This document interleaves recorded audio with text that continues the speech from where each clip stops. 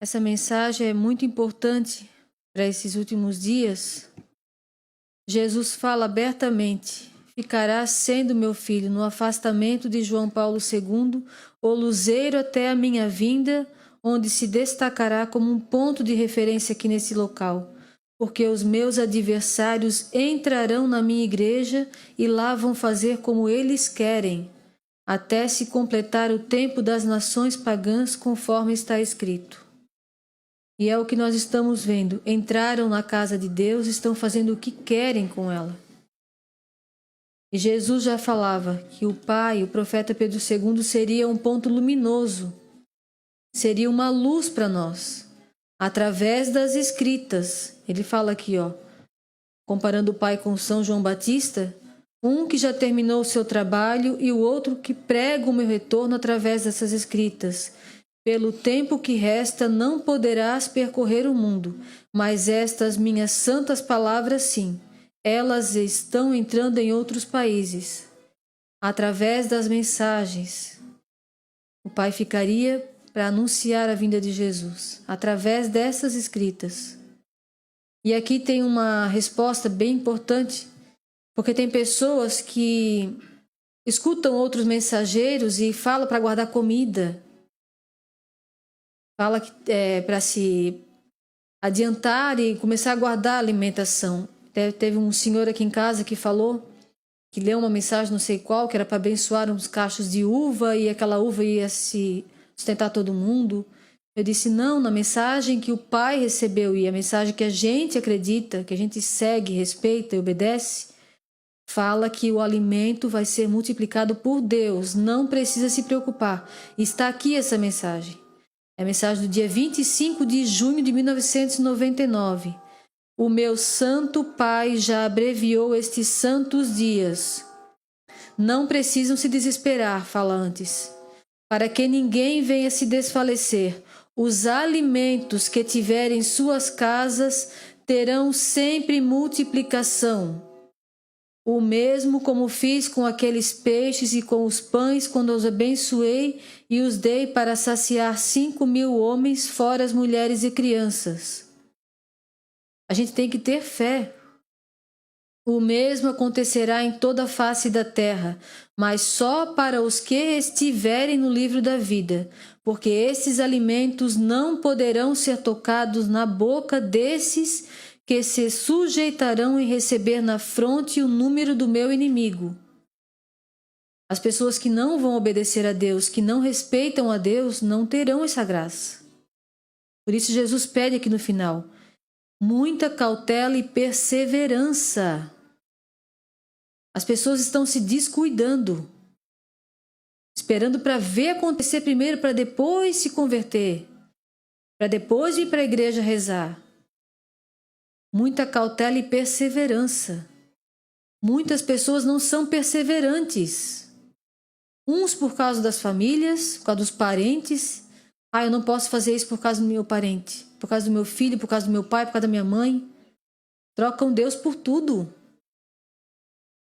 E outras pessoas pelos prazeres do mundo. Eu não consigo viver sem aquela pessoa, vou viver em pecado mesmo. Chegar na última hora, os alimentos não vão se multiplicar na sua mesa. Porque Jesus fala aqui, os alimentos que tiverem em suas casas terão sempre multiplicação, o mesmo como fiz com aqueles pães e os peixes, quando abençoei para saciar 5.000 homens, fora mulheres e crianças. O mesmo acontecerá em toda a face da terra, mas só para os que estiverem no livro da vida, porque esses alimentos não poderão ser tocados na boca desses que se sujeitarão em receber na fronte o número do meu inimigo.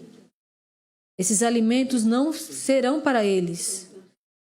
Jesus pede perseverança, cautela, e ele pede em todas as mensagens, leia a Sagrada Escritura. Eu vou ler mais um pedacinho da Sagrada Escritura. Epístola de São Tiago, capítulo 1, versículo 21.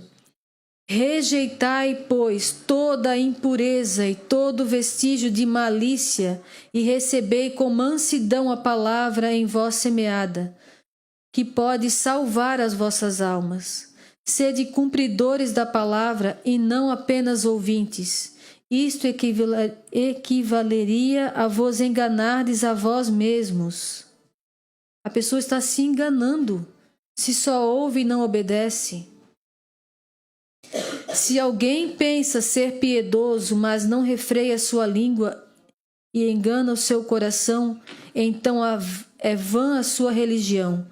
A religião pura e sem mácula aos olhos de Deus, nosso Pai, é esta: visitar os órfãos e as viúvas nas suas aflições e conservar-se puro da corrupção deste mundo. Esta é a verdadeira religião de Cristo. Atender os órfãos, as viúvas e conservar-se puro da corrupção deste mundo. Prestem atenção. As mensagens falam claramente do que está acontecendo, do que vai acontecer. É a nossa alma, é a nossa salvação, é a vida eterna. Muitas pessoas estão brincando com a sua própria alma, que é eterna. Não há reencarnação, não vai poder nascer de novo para pagar pelo que fez. Não vai ter uma segunda chance, é agora. A nossa vida é uma só, é agora. O que a gente fizer aqui, a gente vai ter que pagar na outra vida, vai receber na outra vida por tudo que fez aqui. Hoje a gente está recebendo a visita do presidente da República aqui no Brasil, aqui no balneário. E eu estava ouvindo o que ele falou hoje. O presidente, ele tem uma vida, vamos dizer assim, um pouco mundana, porque ele não teve a mesma educação que nós. Ele é católico, por incrível que pareça, apesar de todos os sacerdotes que eu conheci ser contra ele. Ele continua sendo católico, mas aqui no balneário ele teve apoio de novo dos evangélicos. Ele veio ali e falou que o maior pecado hoje em dia é da omissão. As pessoas estão vendo o que estão fazendo com os países, com os pobres, e não estão lutando, não estão falando a verdade. E nós também temos que falar a verdade, custe o que custar. Gostem de nós ou não. Não queremos levar esse pecado da omissão. Se nós sabemos do que vai acontecer, se nós sabemos do que está acontecendo e podemos falar, temos a obrigação de falar. Porque o pecado da omissão é muito grande. Pessoas que têm chance de falar, pessoas que são conhecidas, que são ouvidas, não falam. Eu coloquei na família, aqui falando sobre o nosso presidente, tinha alguns da nossa família lá, para esperar por ele. Eu falei: olha a diferença que faz uma pessoa que defende a Deus, a pátria e a família. É isso que a gente deve fazer. Defender a Deus sempre. Defender a pátria, defender a família. Tem inimigos, é ameaçado de morte, tem perseguição, mas é firme. Assim também a gente deve ser. Mesmo que a gente seja ameaçado, desprezado, caluniado, ignorado, a verdade é uma só. Existe Deus, existe um Deus que devemos amar e respeitar. Existe uma pátria que devemos proteger, defender. E existe a família, que é a base da nossa comunidade, da nossa terra.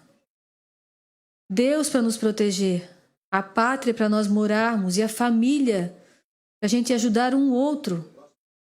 Se um faz errado, o outro fala com carinho, mas fala, chama atenção. Porque o que o demônio quer é tirar a nossa fé, a fé de todos. O demônio faz isso.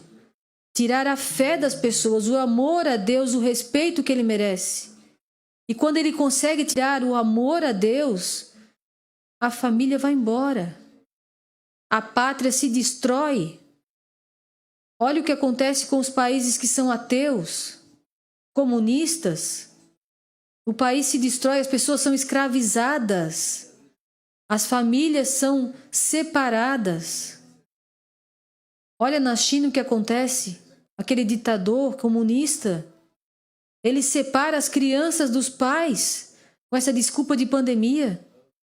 Tranca todo mundo em casa, que morra de fome. E com aquela desculpa hipócrita de que é para não pegar doença. Olha a hipocrisia, olha a maldade do diabo, ele não descansa. Por isso Jesus pede muita cautela e perseverança, porque a gente nem imagina o que está para vir. É muito sério e só quem for fiel para Deus, só quem for firme na oração, vai ter a proteção de Deus. Não precisam se preocupar em guardar alimentos. Olha o que Jesus falou já para o Pai em 1999. Os alimentos que terão em sua mesa vão ter sempre multiplicação, como eu fiz com os pães e os peixes. Não duvidem de Deus. Tenham fé.